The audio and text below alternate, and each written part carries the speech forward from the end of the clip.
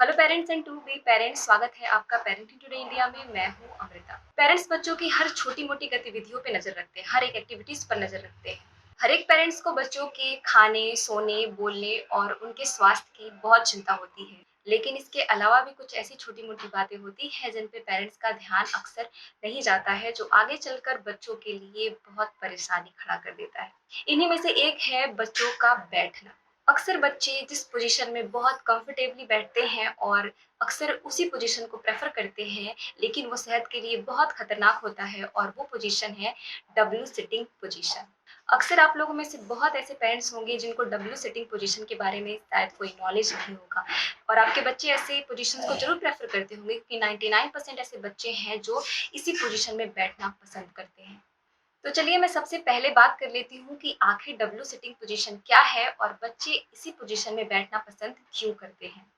तो पेरेंट्स, अगर आपका बच्चा कूल्हे के बल पर बैठकर घुटनों को मोड़ लेता है और पैरों को बाहर की तरफ फैला देता है, तो इस पोजीशन को डब्ल्यू सिटिंग पोजीशन कहा जाता है। अक्सर बच्चे इस पोजीशन में तभी बैठते हैं जब उन्हें कोई बाहरी सपोर्ट नहीं मिल रहा होता है, यानी कि इस पोजीशन में बैठने के लिए कतई बाहरी पोजीशन की, बाहरी सपोर्ट की जरूरत नहीं पड़ती है। आपने देखा होगा कि अक्सर बच्चे इस पोजीशन का इस्तेमाल करते हैं क्योंकि ये काफी ज्यादा कंफर्टेबल होता है, क्योंकि ये बहुत ही आरामदायक पोजीशन होता है और इसमें शरीर का कोई भी पार्ट, किसी भी पार्ट पे प्रेशर नहीं पड़ता है और किसी भी मांसपेशियों के काम करने की जरूरत ही नहीं पड़ती है। मैंने जहाँ तक देखा है कि बहुत से ऐसे बच्चे हैं, आई थिंक 99% ऐसे बच्चे हैं जो इस पोजीशन का इस्तेमाल करते हैं। कुछ बच्चे इसके हैबिचुअल हो गए होते हैं और कुछ बच्चे होते हैं जो हमेशा नहीं बट कभी ना कभी इस पोजीशन में ज़रूर बैठते हैं, खेलते वक़्त या फिर खाते वक़्त या कुछ भी अपनी जो एक्टिविटीज़ करते हैं उस दौरान। दूसरा जो सबसे बड़ा सवाल आता है कि आखिर डब्ल्यू सिटिंग पोजीशन में बैठने के नुकसान क्या-क्या हो सकते हैं बच्चों के लिए। पहला नुकसान तो ये है कि इसका सीधा असर मांसपेशियों के डेवलपमेंट पे जाता है, शरीर के विकास पर जाता है। दूसरा, अगर बच्चे इस पोजीशन में बैठते हैं तो उनकी जो थाई की जो मांसपेशियाँ है वो काफ़ी ज़्यादा हार्ड हो जाती है, सख्त हो जाती है और इत कड़े हो जाने की वजह से लंबे समय तक वो टाइट भी रहती हैं, जिसकी वजह से बच्चों में जॉइंट से रिलेटेड प्रॉब्लम होनी शुरू हो जाती है। और यह एक सबसे बड़ी वजह होती है जब बच्चे थोड़ा अजीबो-गरीब चलना शुरू कर देते हैं, यानी कि टेढ़े-मेढ़े चाल उनके हो जाते हैं,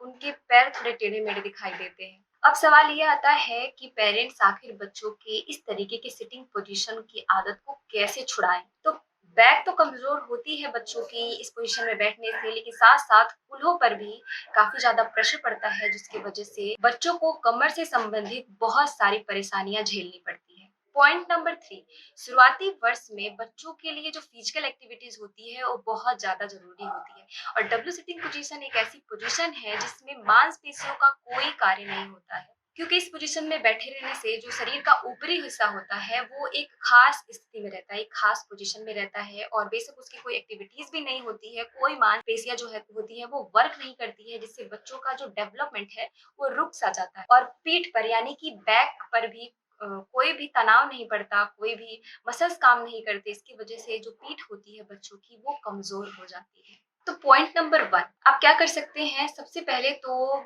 आप बच्चों के शारीरिक विकास पर ध्यान दें, यानी कि बच्चे को कोई बाहरी एक्टिविटीज सिखाएं, जैसे कि आप साइकिलिंग या फिर तैराकी या फिर आप आउटडोर गेम्स के लिए उन्हें इंस्पायर करें, जिसकी वजह से बच्चे ज्यादातर बैठने से बचेंगे और वो फिजिकल एक्टिविटीज में अपना ध्यान लगाएंगे। पॉइंट नंबर 2, बच्चों को जितना हो सके इस पोजीशन में बैठने से रोकिए, यानी कि उन्हें बार बार टोकिए। जब भी आप देखते हैं कि आपका बच्चा उस पोजीशन में बैठा है तो फटाफट उन्हें मना करिए कि आपको इस पोजीशन में नहीं बैठना है। उन्हें साथ में बताइए कि आप इस पोजीशन में बैठेंगे तो उसका क्या नुकसान हो सकता है।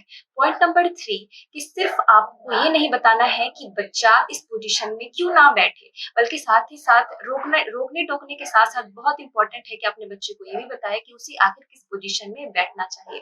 ज्यादातर जरूरी है कि आप उन्हें ये बताएं कि उन्हें आलथी-पालथी मारकर बैठना चाहिए या फिर किसी भी तरीके से बैठे, लेकिन अपने पैर को सीधे तरीके से करके बैठे। पॉइंट नंबर 4, अगर आपका बच्चा बड़ा है थोड़ा और थोड़ा समझदार है बट वो अपनी इस आदत से छुटकारा नहीं पा रहा, तो आप उन्हें एक्सरसाइज़ के लिए इंस्पायर कर सकते हैं। कुछ अलग-अलग एक्सरसाइज़ है जिनके बारे में आप उन्हें बता सकते हैं, जिससे वो उस पोज़ीशन में बैठे भी तो कोई प्रॉब्लम ना हो, क्योंकि वो फिज़िकल एक्टिविटीज़ भी साथ में कर रहे हैं। साथ में उनका ध्यान योगा की तरफ भी ले जाइए और इस तरीके से वो आलती-पालती मारकर भी बैठना सीखेंगे। पॉइंट नंबर 5, अगर आपका बच्चा छोटा है और वो इन सारी चीज़ों को नहीं समझ रहा, ऐसे में आप क्या कर सकते हैं?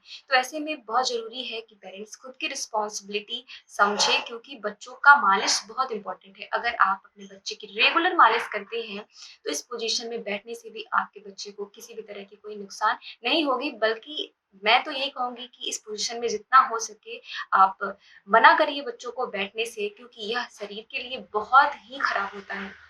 पॉइंट नंबर 5, अगर आपका बच्चा इस पोज़ीशन में बैठने में कंफर्टेबल फ़ील कर रहा है और अपनी आदतों से वो बाज़ नहीं आ रहा है, तो आप सीधे-सीधे उन्हें उन्हें टूल दे दीजिए, उन्हें चेयर दे दीजिए, जिसकी वज़ह से वो सीधा बैठेंगे। उन्हें इंस्पायर करिए कि वो ऐसे जगहों पर बैठे, बशर्ते कि वो घुटने के बल या फिर वो कूल्हे के बल बैठते हैं। इस चीज़ को अवॉइड करें। तो पेरेंट्स बच्चों के बैठने के कई सारे पोज़ीशंस होते हैं, वो कई सारे वैराइटीज़ पोज़ीशन में बैठते हैं, तो मतलब उससे नहीं है, मतलब सिर्फ़ इससे है कि आप अपने बच्चे को किस पोज़ीशन में नहीं बैठा सकते हैं या फिर उन्हें नहीं बैठाना चाहिए। तो ये थी डब्ल्यू सिटिंग पोज़ीशन के बारे में, जो हर एक पेरेंट्स को बच्चों के लिए ज़रूर अवॉइड करना चाहिए, उन्हें सही तरीके से बैठाना सिखाना चाहिए। बात बिल्कुल छोटी-सी है लेकिन बहुत इम्पोर्टेंट है, तो मेरा ये वीडियो आज इसी के ऊपर था। अगर आपको मेरा वीडियो पसंद आए तो इसे लाइक ज़रूर करिएगा और मेरे चैनल को सब्सक्राइब भी कर दीजिएगा, ताकि मैं पेरेंटिंग से रिलेटेड और भी ऐसे-ऐसे वीडियोज़ आपके लिए लाती रहूँ। तब तक के लिए धन्यवाद।